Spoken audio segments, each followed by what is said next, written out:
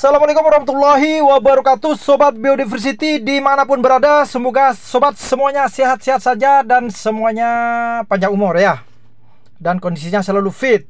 Sobat, kali ini ada sobat kita yang bertanya, namanya Iqbal Raihan ya, ketika menonton video saya, kenapa kolam ikan nila harus menggunakan aerator ya. Menonton itu, pertanyaannya adalah begini sobat ya. Mau tanya bang, saya pakai filter dan 2 aerator, tapi ikan setiap hari ada yang mati sampai 2 ekor. Wih, untuk air tidak berbau ya, sudah bagus maksudnya ya. Nafsu makan juga ikan rakus, artinya nafsu makannya bagus sobat. Kenapa ya sebabnya ya bang? Ya seperti itu sobat ya pertanyaannya. Artinya sobat, Mas Raihan ini sudah mengikuti anjuran penggunaan aerator ya, seperti itu sobat ya, gelembung-gelembung itu ataupun filter ya yang menghasilkan gelembung ya. Intinya untuk memaksimalkan oksigen dan untuk menambahkan daya nafsu makan. Jadi pantas saja sudah rakus ya. Jadi filter pun juga dipakai. Filter bisa seperti ini sobat ya. Jadi di dalamnya bisa diganti ini ya. Ada beberapa komponen boleh atau filter sehingga keluar air, sehingga airnya ini yang menghasilkan oksigen. Ini tersaring lah begitu. Ini sistem filter juga digunakan sudah oleh Mas Raihan. Namun ikannya tetap saja mati sobat. Kenapa ini ya? Nah, kalau di situ memang Mas Raihan belum ada suatu tambahan informasi ke saya sobat ya. Jadi apakah ikannya baru beli ataupun baru budidaya? Yang jelas ini saya asumsi baru beli atau budidaya ya dari pasar, sehingga Mas Raihan itu masih wajar ya.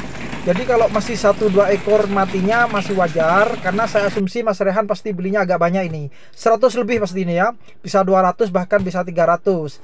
Jadi kalau 1-2 yang mati masih wajar. Kenapa? Ya tidak semuanya ikan itu dalam kondisi fit ya Mas Raihan ya. Jadi kan pada saat beli ya mungkin kondisinya tidak semuanya lagi seger. Dan ya kenapa mati berarti lagi tidak mau makan itu ya. Jadi ketika kita beli pasti ada ikan-ikan tertentu yang kondisi stres ya.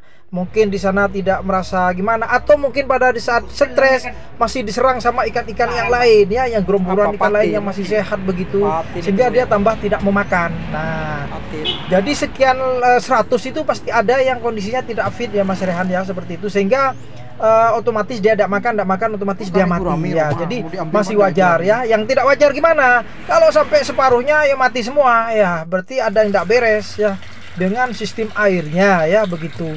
Dan apalagi Mas Raihan mungkin belinya ya, sobat-sobat sekalian mungkin pernah beli dengan kondisi jenis air berbeda ya. Contoh antara Jawa dengan Madura itu sudah beda ya, antara Sulawesi dengan Kalimantan jelas airnya sudah beda ya, sudah beda. Jawa Tengah dengan mungkin Jawa Barat sudah beda. Makanya asumsi yang paling bagus adalah membeli sekitarnya kalau ada ya, membeli air misalkan yang Madura sama-sama Maduranya itu kan airnya sama ya gitu kondisinya, satnya sama. Yang Jawa dengan sama, misalkan Surabaya dengan Mojokerto masih bisa bersih seperti itu. Yang daerah kemungkinan Kalimantan ya sekitar itu aja, Kalimantan yang Sulawesi pun juga begitu sobat ya. Begitu saran saya ya Mas Raihan ya. Jadi perbedaan daripada kadar air juga mempengaruhi terhadap kondisi ikan nila sobat ya. Sebenarnya ikan nila sudah lebih tahan. Kalau sobat memelihara budidaya gurami, bisa separuh yang mati ya. 100 bisa habis 50, bisa saja terjadi itu ya. Bahkan 100 bisa habis semuanya kalau kena air hujan atau perubahan suhu, basah itu, karena gurami pada saat kecil malah kondisinya mudah stres. Kalau nila itu sudah lebih gampang daya tahannya. Jadi masih wajar kalau 1-2 mati ya. Seperti itu, jangan dicampurkan apa-apa Mas Raihan. Yang kedua, kondisi pakan jangan terlalu banyak ya Mas Raihan, itu saya sarankan begitu. Sobat-sobat juga jangan terlalu banyak, biarkan ya dia rakus kondisinya karena masih proses adaptasi. Ini asumsi pasti dia baru beli ya, karena kalau sudah lama 2 bulan 3 bulan tidak bakalan ada yang mati karena sudah beradaptasi ikan-ikan itu dengan air, kondisi atau lingkungan yang ada ya. Ingat, ikan nila punya suatu kelebihan yaitu bisa beradaptasi dengan lingkungan, perubahan suhu ataupun jenis kadar garamnya pun juga dia adaptasinya bagus ya. Jadi kalau 100 ya paling biasa lah mati 1-2 bahkan 5 itu wajar gitu, seperti itu. Tapi kalau gurami bisa separuh bahkan bisa habis semua kalau gurami itu, kalau kita tidak tahu penangannya. Itu perbedaan gurami dengan ketahanan dengan ikan nila ya. Oke Mas Raihan, tetap semangat ya, semangat. Kalaupun misalkan tetap nanti suatu perubahannya terus seperti itu banyak yang mati, saran saya cuma satu ya. Kalau yang mati terus menerus tambah Mas Raihan, maka apa?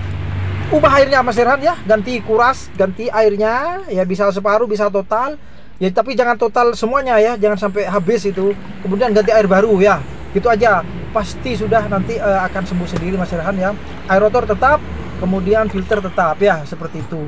Oke Mas Rehan, biar ikannya sehat-sehat seperti ini. Nah ini ya, seperti ini. Nanti kalau sudah besar-besar seperti ini pasti sudah sehat ya, dan bisa nanti akan melakukan pemijahan atau perkawinan sendiri. Itulah kehebatan daripada ikan nila Mas Rehan, tidak usah beli lagi.